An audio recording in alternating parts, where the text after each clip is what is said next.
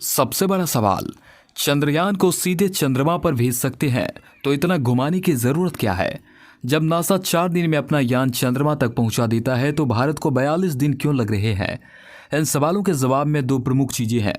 पहला फिजिक्स यानी कि भौतिक विज्ञान और दूसरी लागत यानी कि पैसा। चांद सामने दिखता है, वैसे धरती से उसकी दूरी 3.83 लाख किलोमीटर है। ये दूरी सिर्फ 4 दिन में पूरी हो सकती है या हफ्ता भर। किसी भी अंतरिक्ष यान को सीधे किसी ग्रह पर क्यों नहीं भेजा जाता? क्यों उसे धरती के चारों तरफ चक्कर लगाने के लिए छोड़ दिया जाता है? नासा अपने यान को चंद्रमा पर 4 दिन से हफ्ता भर के अंदर पहुंचा देता है।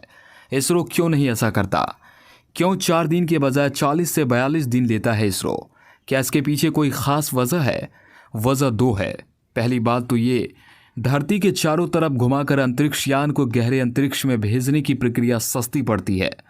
ऐसा नहीं है कि इसरो सीधे अपने यान को चंद्रमा तक नहीं भेज सकता, लेकिन नासा की तुलना में इसरो के प्रोजेक्ट सस्ते होते हैं, किफ़ायती होते हैं, मकसद भी पूरा हो जाता है। इसरो के पास नासा की तरह बड़े और ताकतवर रॉकेट नहीं है जो चंद्रयान को सीधे चंद्रमा की सीधी कक्षा में डाल सकें।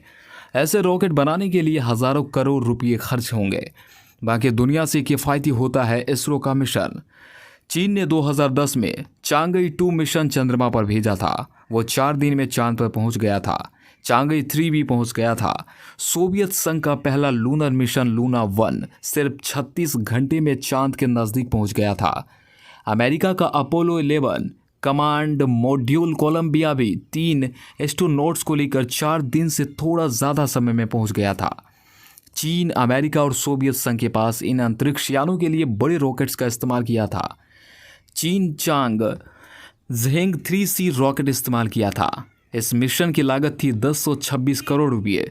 स्पेस एक्स के फॉल्कन 9 रॉकेट की लॉन्चिंग की कीमत 555 करोड़ से लेकर 1000 करोड़ तक होती है, जबकि इसरो के रॉकेट की लॉन्चिंग कीमत 150 से 450 करोड़ तक की ही होती है। अंतरिक्ष यान में ईंधन की मात्रा सीमित होती है।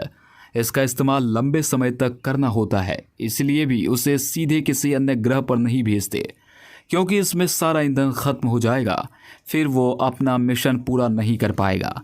इसीलिए धरती के चारों तरफ घुमाते हुए कम ईंधन का इस्तेमाल करके यान को आगे बढ़ाया जाता है।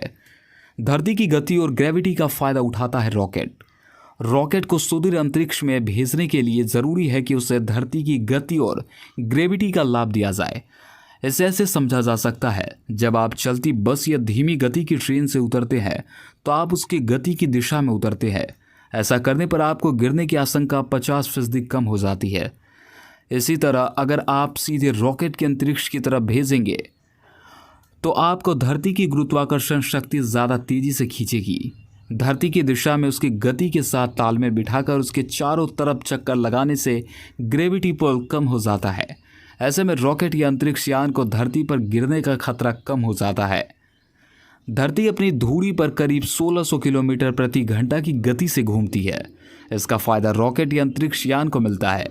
वो धरती के चारों तरफ घूमते हुए बार बार ऑर्बिट मैन्यूवरिंग करता है, यानी अपनी कक्षा बदलता है।